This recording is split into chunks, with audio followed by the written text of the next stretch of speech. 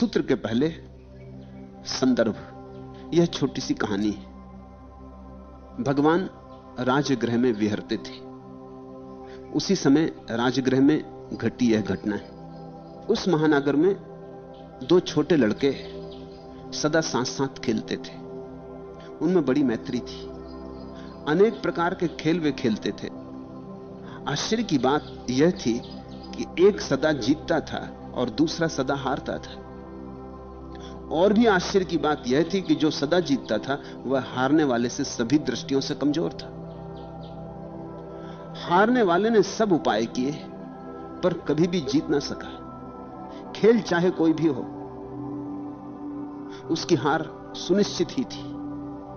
वह जीतने वाले के खेल के ढंगों का सब भांति अध्ययन भी करता था। जानना जरूरी था कि दूसरे की जीत हर बार क्यों हो जाती, क्या राज है।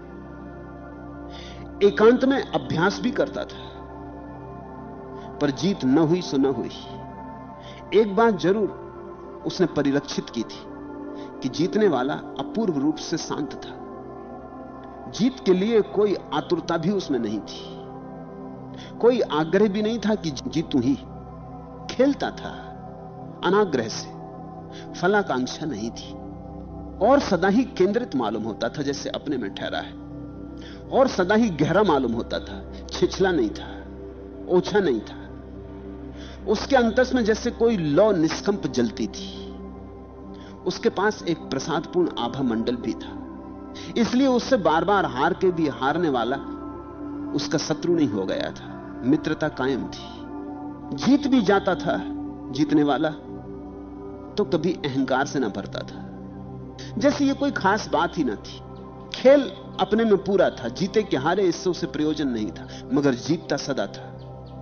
हारने वाले ने यह भी देखा था कि प्रत्येक खेल शुरू करने के पूर्व वह आंखें बंद करके एक क्षण को बिल्कुल निस्तब्ध हो जाता था, जैसे सारा संसार रुक गया हो। उसके ओंठ जरूर कुछ बुदबुदाते थे, जैसे वह कोई प्रार्थना करता हो, या कि मंत्रोच्चार करता हो, या कि कोई स्मरण करता हो।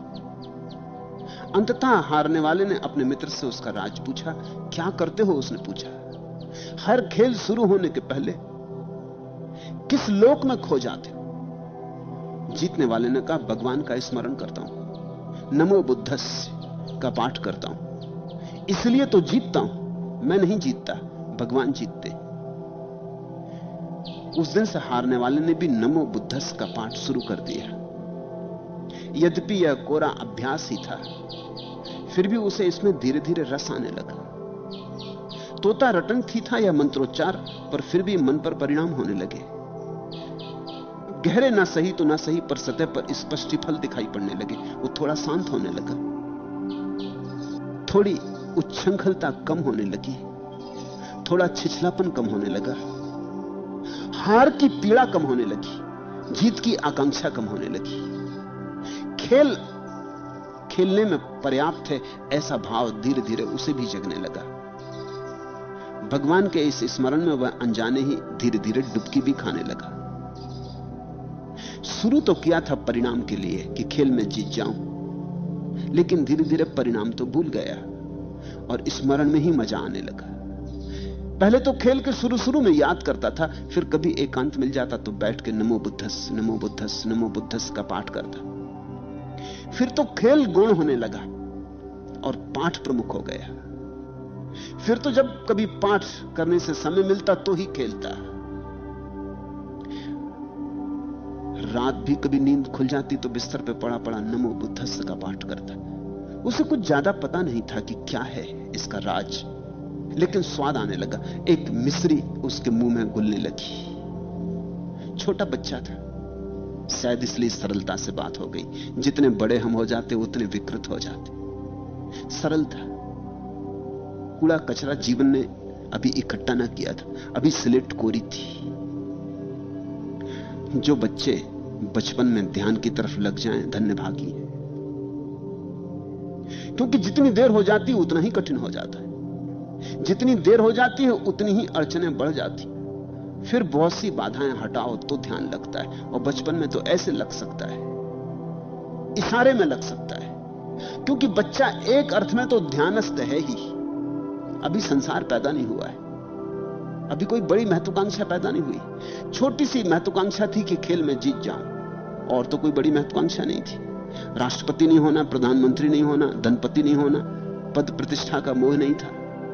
गिल्ली डंडा खेलता होगा, इसमें जीत जाऊं। छोटी सी महत्वाकांक्षा थी, थोड़े ही स्मरण से टूट गई होगी। थोड़ा सा जाल मन ने फैलाया था, थोड़े ही स्मरण से कट गया होगा।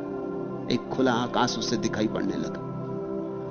धीरे धीरे उसके सपने खो गए, और दिन में भी उठते बैठते एक शांत धारा उसके भीतर बहने लगी। एक दिन उसका पिता गाड़ी लेके उसके साथ जंगल गया और लकड़ी से गाड़ी लाद घर की तरफ लौटने लगा। मार्ग में शमशान के पास बैलों को खोलकर वे थोड़ी देर विश्राम के लिए रुके। दोपहरी थी और थक गए थे, लेकिन उनके बैल दूसरों के साथ राजगृह में चले गए। वे तो सोए थे और बैल नगर में प्रविष्ट कर गए। पिता बेटे को वहीं गाड़ी के पास छोड़ गाड़ी को रखाने की कह नगर में बैलों को खोजने गया। बैल मिले तो, लेकिन तब जबकि सूर्य ढल गया था और नगर द्वार बंद हो गए थे, सो वह नगर के बाहर ना आ सका। बेटा नगर के बाहर रह गया, बाप नगर के भीतर बंद हो गया। अंधेरी रात, बाप तो बहुत घबराया। शमशान में पड़ा छोटा सा बेटा, क्या गुजरेगी उस पर। बाप तो बहुत रोया चिल्लाया, लेकिन कोई उपाय ना था। द्वार बंद हो गए, सो द्वार बंद हो गए। और लकड़हारे की सुने भी कौन, और लकड़हारे के बेटे का मूल्य भी कितना। द्वारपालों से सिर फोड़ा होगा, चिल्लाया होगा, रोया होगा। उन्होंने कहा कुछ नहीं हो सकता, बात समाप्त हो गई। अंधेरी रात, अमावस की रात, और वो छोटा सा लड़का मरघट पे अकेला। लेकिन उस लड़के को भय ना लगा। भय तो दूर, उसे बड़ा मजा आ गया। ऐसा एकांत उसे कभी मिला ही ना था। गरीब का बेटा था, छोटा सा घर होगा, एक ही कमरे में सब रहते होंगे, और बच्चे होंगे, मां होगी, पिता होगा, पिता के भाई होंगे, पत्नियां होंगी पिता के भाइयों की, बूढ़ी दादी होगी, दादा होंगे, न मालूम कितनी भीड़ भाड़ होगी। कभी ऐसा एकांत उसे न मिला था। ये अमावस की रात, आकाश तारों से भरा हुआ, ये मरघट का सन्नाटा, जहां एक भी आदमी दूर दूर तक नहीं। नगर के द्वार दरवाजे बंद, सारा नगर सो गया। ये अपूर्व अवसर था।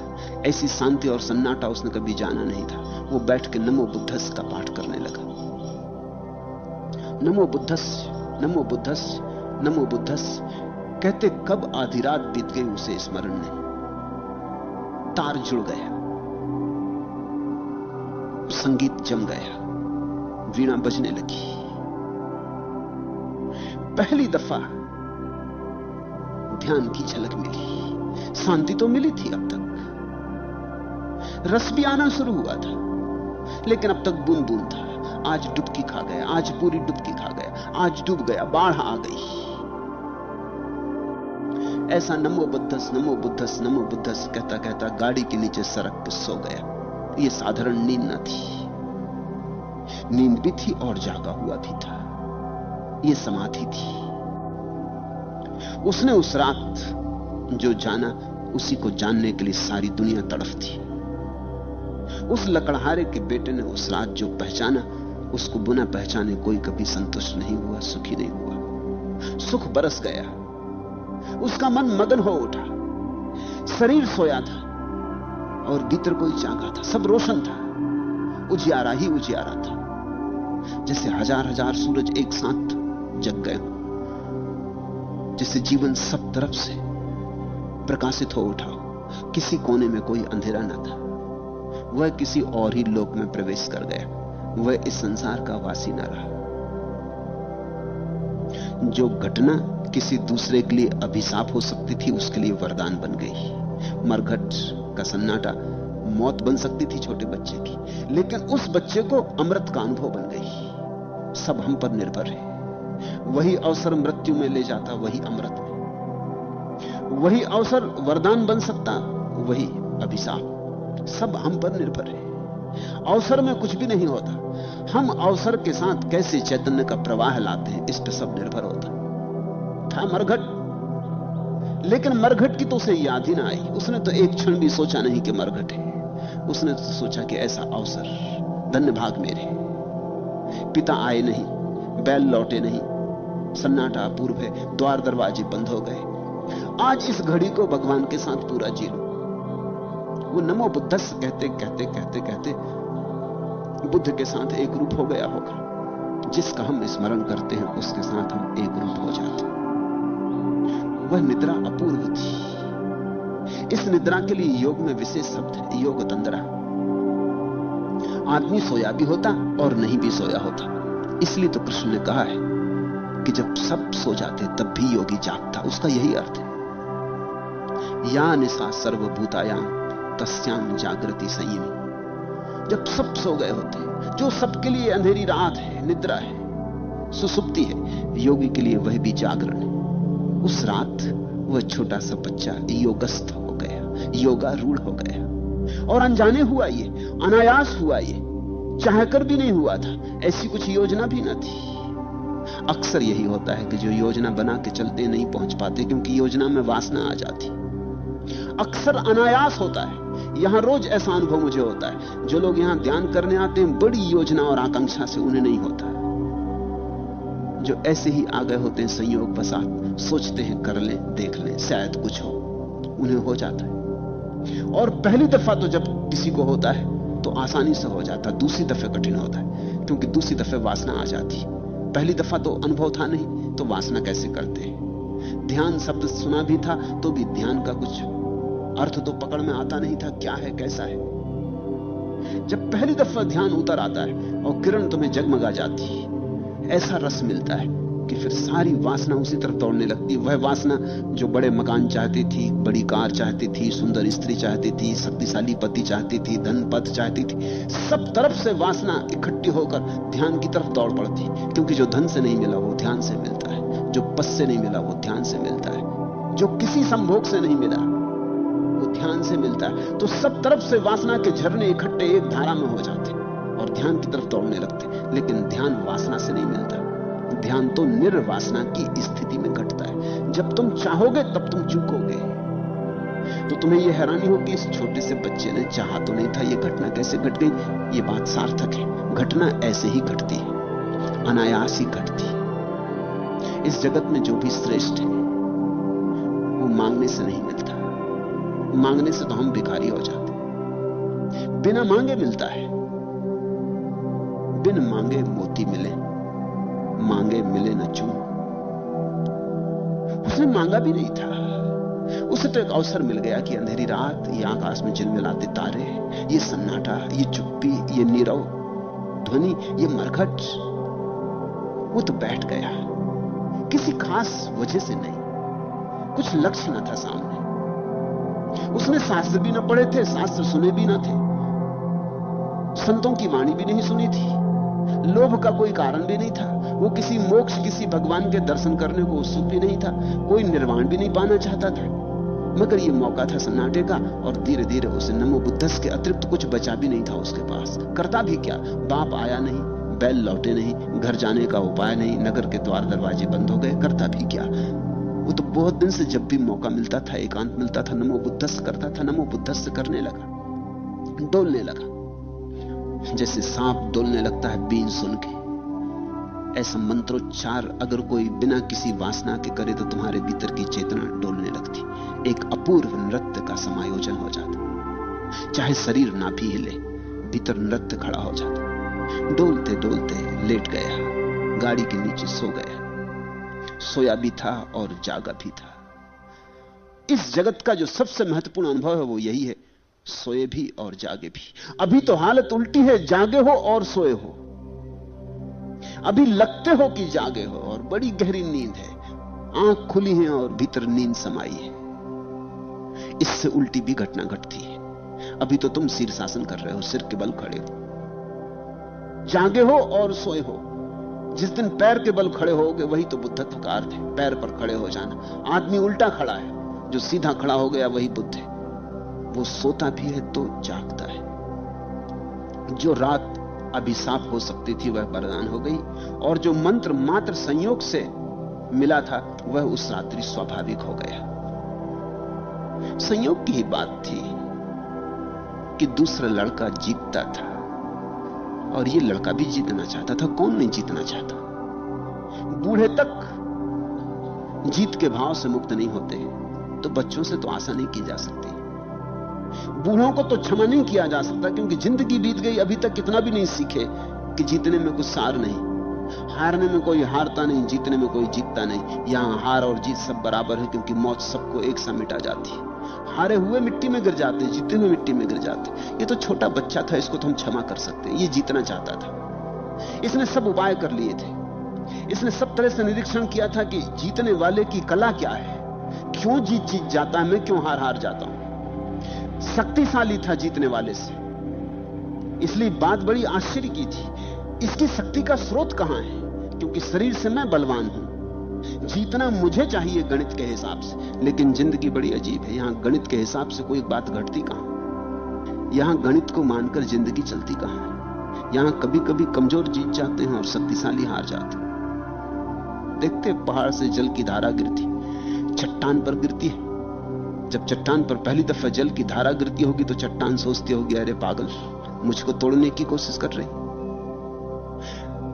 और जल इतना कोमल है, इतना स्त्रीण है, और चट्टान इतनी परुष और इतनी कठोर, मगर एक दिन चट्टान टूट जाती है, रेत होकर बह जाएगी चट्टान। जो समुद्रों के तटों पर रेत है, जो नदियों के तटों पर रेत है, वो कभी पहाड़ों में बड़ी बड़ी चट्टानें थी, सब रेत चट्टान से बनी, और चट्टानें टूटती हैं जल की सूक्ष्म धार से, कोमल धार से।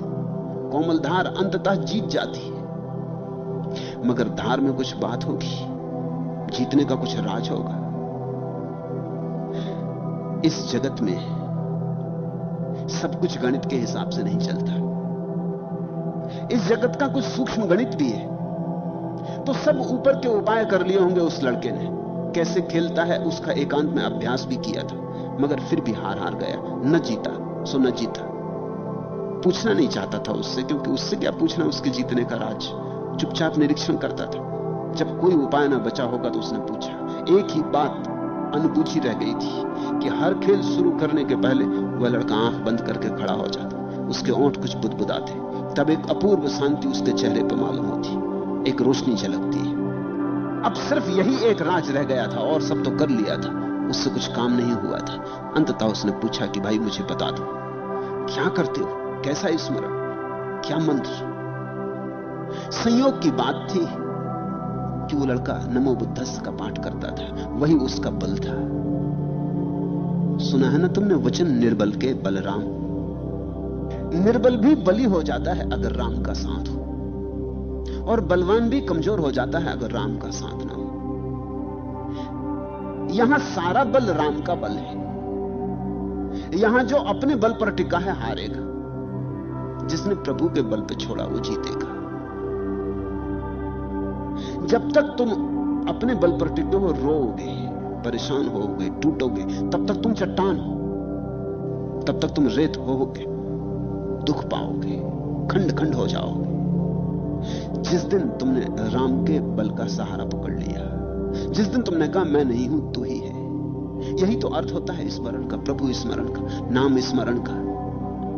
उस लड़के ने कहा कि मैं थोड़ी जीतता हूं, भगवान जीतते हैं, मैं उनका स्मरण करता हूं, उन्हीं पे छोड़ देता हूं, मैं तो उपकरण हो जाता हूं। जैसा कृष्ण ने अर्जुन को गीता में कहा कि तू निमित्त मात्र हो जा, तू प्रभु को करने दे जो वो करना चाहते हैं, तू बीच में बाधा मत बन। जैसा कबीर ने कहा कि मैं तो बांस की पोंगरी हूं, गीत मेरे नहीं, गीत तो परमात्मा के, जब उसकी मर्जी होता गाता। मैं तो बांस की पोंगरी हूं, सिर्फ मार्ग हूं उसके आने का।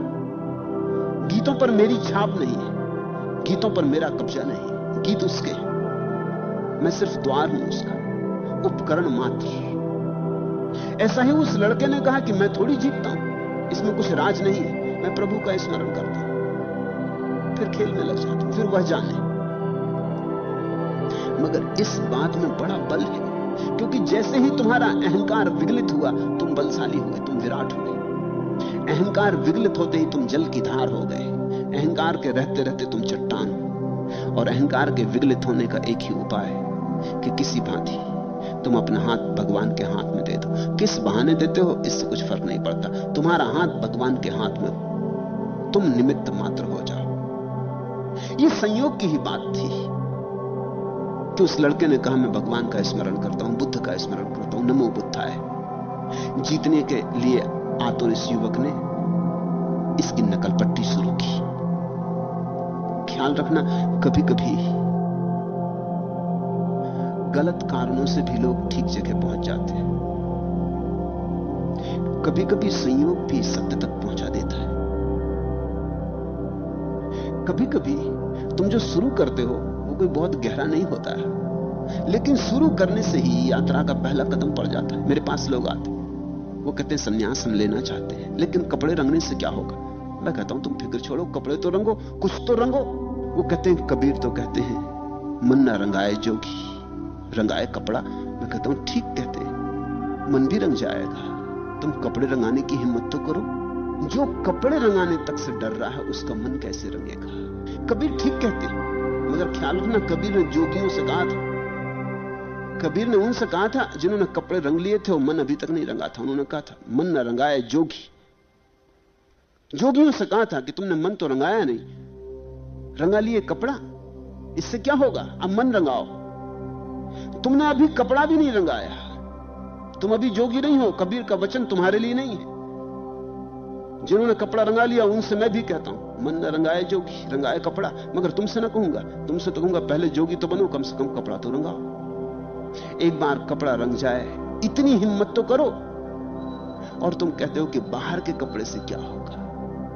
बाहर और भीतर में जोड़ है, संयोग और सत्य भी जुड़े हैं। जो बाहर है एकदम बाहर थोड़ी है, वो भी भीतर का ही फैलाव है। तुम भोजन तो करते ना, तो बाहर से ही भोजन लेते हो, वो भीतर पहुंच जाता। तुम ये तो नहीं कहते बाहर का भोजन क्या करना, बाहर का जल क्या पीना, भीतर प्यास है, बाहर के जल से क्या होगा, ऐसा तो नहीं कहते। या कहते हो भीतर की प्यास बाहर के जल से बुझ जाती है, और भीतर की भूख बाहर के भोजन से बुझ जाती है। और भीतर के प्रेम के लिए बाहर प्रेमी खोजते हो, और कभी नहीं कहते कि प्रेम की प्यास तो भीतर है, बाहर के प्रेमी से क्या होगा। बाहर और भीतर में बहुत फर्क नहीं है। वृक्ष पर जो फल अभी लटका है बहुत दूर और बाहर है, जब तुम उसे चबा लोगे और पचा लोगे भीतर हो जाएगा, तुम्हारा खून बन जाएगा, मांस मज्जा बन जाएगा। आज तुम्हारे भीतर जो मांस मज्जा है, कल तुम मर जाओगे, तुम्हारी कब्र बन जाएगी, तुम्हारी मांस मज्जा मिट्टी में मिल जाएगी, और मिट्टी से फिर वृक्ष उगेगा, और वृक्ष में फिर फल लगेंगे, तुम्हारा मांस मज्जा फिर फल बन जाएगा। बाहर और भीतर अलग अलग नहीं है, संयुक्त हैं, जुड़े। इसलिए ऐसे मन को धोखा देने के उपाय मत किया करें कि बाहर से क्या होगा, और ये सिर्फ उपाय है। अब भीतर का तो किसी को पता नहीं, तुम रंगोगे कि नहीं रंगोगे। बाहर का पता चल सकता है। बाहर से घबराते हो कि लोग गैरिक वस्त्रों में देख के कहेंगे अरे पागल हो गए। लोगों का इतना डर है, लोगों के मंतव्य की इतनी चिंता है। सीधी बात नहीं कहते कि मैं लोगों से डरता हूं, कायर बहाना खोजते हो कबीर का कि कबीर ने ऐसा कहा कि बाहर के कपड़े रंगाने से क्या होगा। मैं भी कहता हूं क्या होगा, लेकिन यह कहा उनसे जिन्होंने रंगा लिए थे, उनसे मैं भी कहता हूं। बाहर की घटना थी, बिल्कुल संयोग वसात शुरू हुई थी। कोई लड़के के भीतर ध्यान की तलाश न थी, न भगवान की कोई खोज थी। खेल खेल में सीख लिया था, खेल खेल में दांव लग गया। नमो बुद्धाय रटने लगा। रटन थी, तोता रटन थी, किसी बड़े मूल्य की बात नहीं थी। लेकिन रटते रटते एक बात लगी कि रटते रटते ही सतह पर कुछ शांति आ जाती। वो जो उद्विग्नता थी वो कम होने लगी, विचार थोड़े क्षीण हुए, वो जो जीत की आकांक्षा थी वो भी क्षीण होने लगी। अब खेलता था लेकिन खेल में दूसरे ढंग का मजा आने लगा। अब खेलने के लिए खेलने लगा, पहले जीतने के लिए खेलता था। जो जीतने के लिए खेलता उसकी हार निश्चित है, क्योंकि वो तना हुआ होता, वो परेशान होता, उसका मन खेल में तो होता ही नहीं, उसकी आंख गड़ी होती आगे भविष्य में, फल में, जल्दी से जीत जाओ। जो खेलने में ही डूबा होता उसको फल की कोई फिक्र ही नहीं होती, वो खेलने में पूरा संलग्न होता। उसके पूरे संलग्न होने से जीत आती, और जीत की आकांक्षा से पूरे संलग्न नहीं हो पाते तो हार हो जाती। तुम देखते ना, आमतौर से सब लोग कितनी अच्छी तरह बातचीत करते हैं, गपशप करते हैं, फिर किसी को मंच पर खड़ा कर दो और बस उनकी बोलती बंद हो गई, हाथ पैर कपने लगे। क्या हो जाता है मंच पर पहुंचकर? कौन सी अड़चन हो जाती? भले चंगे थे, सदा बोलते थे, असल में इनको चुप ही करना मुश्किल था। बोल बोल के लोगों को उबा देते थे, आज अचानक बोलती बंद क्यों हो गई? आज पहली दफा लोगों को सामने बैठे देख के इनको एक ख्याल पकड़ गया कि आज कुछ ऐसा बोलना है कि लोग प्रभावित हो जाएं। बस अड़चन हो गई। आज बोलने में पूरी प्रक्रिया न रही, लक्ष्य में ध्यान हो गया, लोग प्रभावित हो जाएं। ये इतनी आंखें जो देख रही, ये सब मान ले कि हाँ कोई है बोलने वाला, कोई है वक्ता। बस इसी से अड़चन हो गई। मंच पर खड़े होकर अभिनेता कपने लगता, हाथ पैर डोलने लगते, पसीना पसीना होने लगता। क्यों? पहली दफा कृत्य में नहीं रहा, कृत्य के पार आकांक्षा दौड़ने लगी। बड़ा अभिनेता वही है जिसकी इसकी चिंता ही नहीं होती कि लोगों पर क्या परिणाम होंगे, और बड़ा वक्ता वही है जिसे ख्याल भी नहीं आता कि लोग इसके संबंध में क्या सोचेंगे। बड़ा खिलाड़ी वही है जो खेल में पूरा डूब जाता है, समग्र भावेन। उसी से जीत आती। धीरे धीरे इसको भी फिक्र छूटने लगी। यह लड़का भी रस लेने लगा खेलने में, एक और ही मजा आने लगा, एक और तरह की तृप्ति मिलने लगी। अंतर्निहित हो गई तृप्ति खेल के भीतर, क्रीड़ा में ही रस हो गया।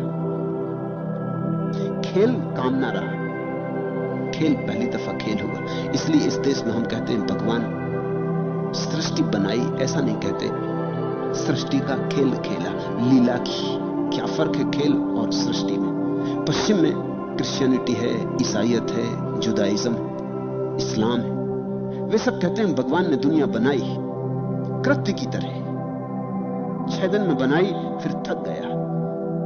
खेल से कोई कभी नहीं थकता, ख्याल रखना। इसलिए हिंदुओं के पास छुट्टी का कोई उपाय नहीं भगवान के लिए। 6 दिन में थक गया, 7वें दिन विश्राम किया। इसलिए तो रविवार को छुट्टी मनाते ईसाई। भगवान ने तक छुट्टी ली तो आदमी का क्या? भगवान थक गया 6 दिन बना बना के, उस दिन विश्राम किया। उसने देर से उठा होगा, सुबह अखबार भी देर से पढ़ा होगा, चाय भी बिस्तर पे बुलाई होगी, पत्नी को डांटा डपटा भी होगा, बिस्तर पे लेटे लेटे रेडियो सुना होगा, ये टीवी देखा होगा, जो कुछ भी किया। दोपहर तक सोया रहा होगा, थक गया। कृत्य, काम थका देता है। इस देश में हमारी धारणा है ये जगत भगवान की लीला है, थक ही नहीं, अभी तक छुट्टी नहीं ली। छुट्टी की धारणा ही भारत के पुराणों में नहीं कि भगवान छुट्टी ले। छुट्टी का मतलब तो वह थक जाए। खेल से कभी कोई थकता है? सच तो यह है जब तुम काम से थक जाते हो तो खेल में थकान मिटाते हो। दिन भर दफ्तर से लौटे, फिर घर आके ताश खेलने लगे या बैडमिंटन खेलने लगे, 6 दिन थक गए, फिर 7वें दिन गोल्फ खेलने चले गए। थकान को मिटाते हो खेल से, तो खेल से तो कोई कभी थकता नहीं, खेल से तो पुनरुज्जीवित होता है। हमारी धारणा यही है कि जीवन कृत्य नहीं होना चाहिए, जीवन खेल होना चाहिए। खेल का यही फर्क है, कृत्य का लक्ष्य होता है, खेल का लक्ष्य नहीं होता। खेल में कोई फलाकांक्षा नहीं होती, काम में फलाकांक्षा होती। तुम दफ्तर में बैठे काम करते हो, थक जाते हो, उतना ही काम तुम रविवार के दिन घर में बैठ के करते रहते हो, नहीं थकते। अपना काम तो खेल। खोल ली कार, सफाई करने लगे तो नहीं थकते, दिन भर लगे रहते। दफ्तर में फाइल यहां से वहां रखने में थक जाते। जहां काम आया वहां थकान है, क्योंकि काम आया, लक्ष्य आया। उस लड़के को पहली दफा खेल खेल हुआ, अब मजा और ही आने लगा, अब जीत की कोई चिंता न रही। संयोग से यह घटना घटी थी। नमो बुद्धस्य कहना ऐसे ही खेल खेल में शुरू किया था, लेकिन उस रात संयोग स्वाभाविक हो गया। उस रात मंत्र प्राणों में उतर गया। उस दिन मंत्र ऊपर ऊपर न रहा, उस दिन मंत्र को उच्चार न करना पड़ा, उस दिन भीतर से उच्चार उठने लगा। इसी को तो हमने प्रणव कहा है। जब मंत्र अपने आप उठने लगे, वो सन्नाटा, वो रात, जरा सोचो उस रात की। तुम होते, तुम्हारे भीतर भी कुछ होता, भय पकड़ता, और भय उठने लगता तुम्हारी नाभि से, और सारे प्राण भय से कंपने लगते, कंपित हो जाते। रात ठंडी भी होती तो पसीना आता, भूत प्रेत दिखाई पड़ने लगते। मरघट, कोई साधारण जगह नहीं, अंधेरी रात, छोटा सा बच्चा। लेकिन ये संयोग, ये सो अवसर पाकर जो मंत्र अब तक किसी तरह ऊपर ऊपर चलता रहा था, आज उसने पहले दफे डुबकी मार दी। इस मौके का अपूर्व लाभ हो गया। उसके हृदय से गुंजार उठने लगी होगी। अब ऐसा कहना ठीक नहीं कि उसने नमो बुद्धस्य का पाठ किया, अब तो ऐसा कहना ठीक होगा नमो बुद्धस्य का पाठ हुआ। उस अपूर्व अवसर के बीच यह घटना घटी। ध्यान स्वाभाविक हुआ। रात्रि वहां शमशान में कुछ भूत आए। शमशान वे बड़े प्रसन्न हुए। वे उस लड़के को खा जाना चाहते थे। वे अनायास मिले इस शिकार से अत्यंत खुश हो गए और उसके आसपास नाचने लगे। और वह लड़का तो उस दशा में था, या निशा सर्वभूतायाम तस्याम जागृति सही। वो तो सोया था और जागा भी था। भूतों को नाचते देख के वो उठ के बैठ गए। भूत नाच रहे थे, वो भी अपने भीतर के नाच में मग्न हो गया। उसने फिर नमो बुद्धस्य कहना शुरू कर दिया। लड़के की जैसे ही आंखें खुली, भूतों को नाचते देखा, वो भी अपने अंदर के नृत्य में संलग्न हो गया। आज उसे भूत डरा ना पाए। जिस दिन ध्यान हो जाए उस दिन मृत्यु डरा नहीं पाती। भूत यानी मृत्यु के प्रतीक। जिस दिन ध्यान हो जाए उस दिन तो कुछ भी नहीं डरा पाता। ध्यानी के लिए भय होता ही नहीं। उसे तो खूब मजा आया। उसने तो सोचा होगा तो ये भी ध्यानस्थ हो गए या बात क्या है, ये भी नमो बुद्धस्य का पाठ करते हैं या बात क्या है। उसे वो भूत जैसे दिखाई ही ना पड़े होंगे। और जब उसने नमो बुद्धस्य का उच्चार शुरू कर दिया तो भूत घबरा गए। जब अमृत मौजूद हो तो मौत घबरा जाती। जब ध्यान मौजूद हो तो यमदूत घबरा जाते। वे तो बहुत घबरा गए। उन्होंने गौर से देखा, ये कोई साधारण बच्चा नहीं था। इसके चारों तरफ प्रकाश मंडित था, एक आभा मंडल था। वे तो उसकी सेवा में लग गए। वे तो भागे गए राजमहल, सम्राट की सोने की थाली और सम्राट का भोजन लेके आए। उस छोटे से बच्चे को भोजन कराया, उसकी खूब पूजा की, फिर उसके पैर दाबे, रात भर उसकी रक्षा की, पहरा दिया। ये तो प्रतीक है। जिसको ध्यान लग गया मौत भी उसका पहरा देती। जिसको ध्यान लग गया मौत भी उसकी सेवा करती। इस बात को ख्याल में रखना, प्रतीकों पर मत चले जाना।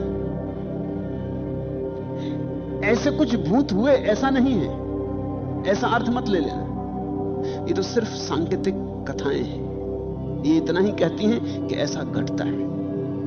जब अमृत भीतर उपलब्ध होता है तो मौत सेवा में रत हो जाती है। मौत तभी तक घातक है जब तक तुम मरण धर्मा से जुड़े हो। जब तक तुम सोचते हो मैं देह हूं, तब तक मौत घातक है। जिस दिन तुमने जाना कि मैं देह नहीं हूं, मैं मन नहीं हूं, उस दिन मौत घातक नहीं है। रात्रि भर पहरा देते रहे और सुबह जब सूरज उगने लगा तो जल्दी से सोने की थाली को गाड़ी की लकड़ियों में छिपा के भाग गए।